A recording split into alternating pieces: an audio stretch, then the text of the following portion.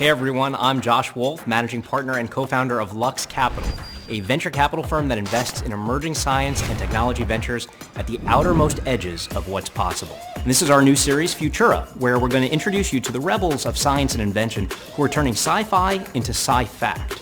Today we're sitting down with RJ Pittman, CEO of Matterport, whose technology digitally captures and visualizes physical places and spaces in 3D on any screen, from a phone to a VR headset. RJ was most recently Chief Product Officer at eBay, and in the past was recruited to Google and Apple, having first met Steve Jobs on a Whole Foods checkout line in 1991. So one of the really interesting things about the history of technology is you get something that was invented in one area, and then all of a sudden that thing becomes super cheap, and then it gets reused in another area that was heretofore never imagined. So video gaming, you take these 3D cameras and then you get to repurpose them into this entirely new industry. Tell me about Matterport and how the technology works. Sure. So it starts with a 3D capture device. And at Matterport, historically, that really didn't exist as a product, as you said. So the company went out and created an amazing capture device that can scan a room in 16 seconds and produce a dimensionally accurate 3D representation of that space. And then you can take that space and augment it, add tags to it, descriptors, identify what are all of the objects and furniture and other pieces in the room, and share it, publish it. So that gives way to a wide variety of use cases, from real estate to construction to insurance and more. So you've got the hardware and the lens, and then talk about the software piece of this. Right. So the software is what sort of brings it all together. Because let's say you're capturing a house. There's a lot of different rooms that you've got to capture. And then somehow you got to bring it all together into one cohesive home. How does it know when the bedroom connects to the hallway, that connects to the bathroom, that connects to the stairs that go down to the living room and the kitchen? And how does it form all of those pieces in a true model of the home with that same level of accuracy? And that's where our engine comes in. That's where Cortex, we call it, plays a very important role in bringing all of these pieces together in the exact orientation necessary, and then stitched together seamlessly to give you that totally realistic experience of being in the home. So you start with hardware that nobody else had, and then over time, as the technology gets better and better, and we all have cell phones and people are increasingly having depth capture, now you move to Cortex, which is the software platform that's stitching things together. What's the key advantage of that? Right, so the real breakthrough, the part that I'm especially excited about, is not just what Cortex has done to help us stitch together these great homes and buildings and structures that we have today. It has now seen over 1.5 million spaces from all of our capture customers out there that have just been feeding in homes and buildings and stuff all over the world.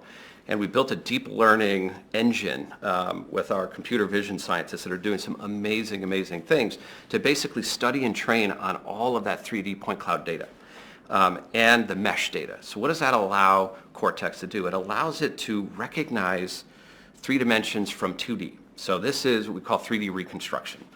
And the power there is unlocking the ability to create a similar 3-dimensional experience simply from 2D photography. That's never before been possible. That has not been possible before, and certainly not with any level of accuracy that you could count on or that you would believe if you were immersed in that space digitally. Now, we love that rebel spirit, and we also love rebel scientists and technologists and inventors.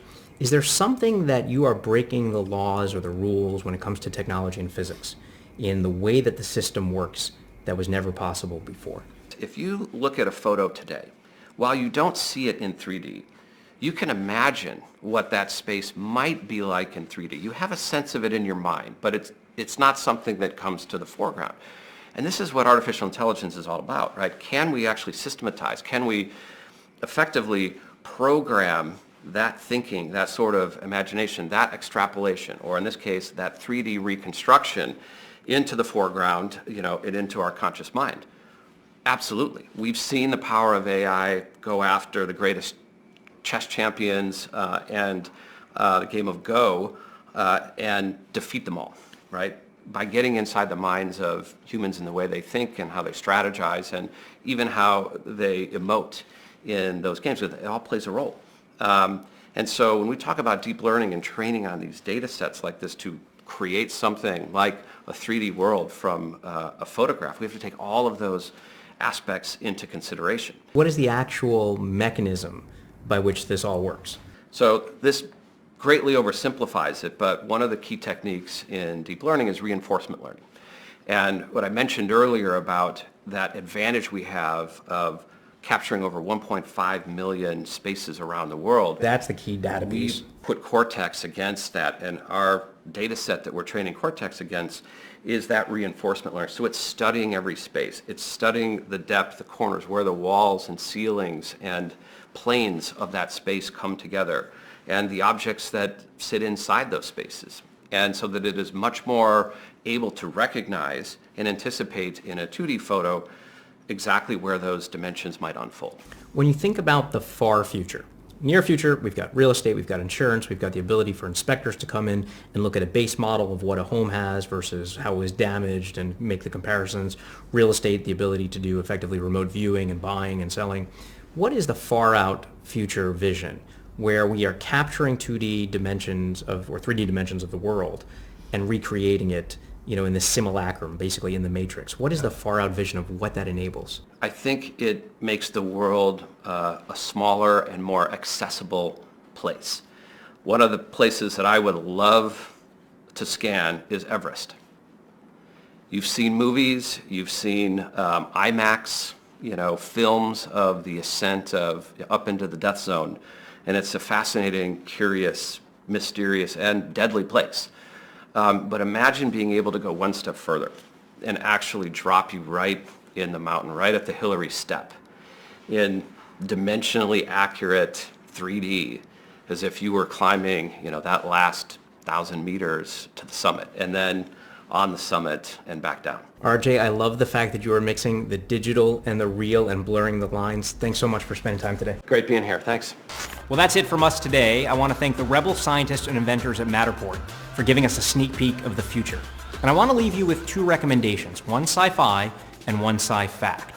The sci-fi movie is Strange Days, a 90s classic. And the sci-fact book is The Beginning of Infinity by David Deutsch.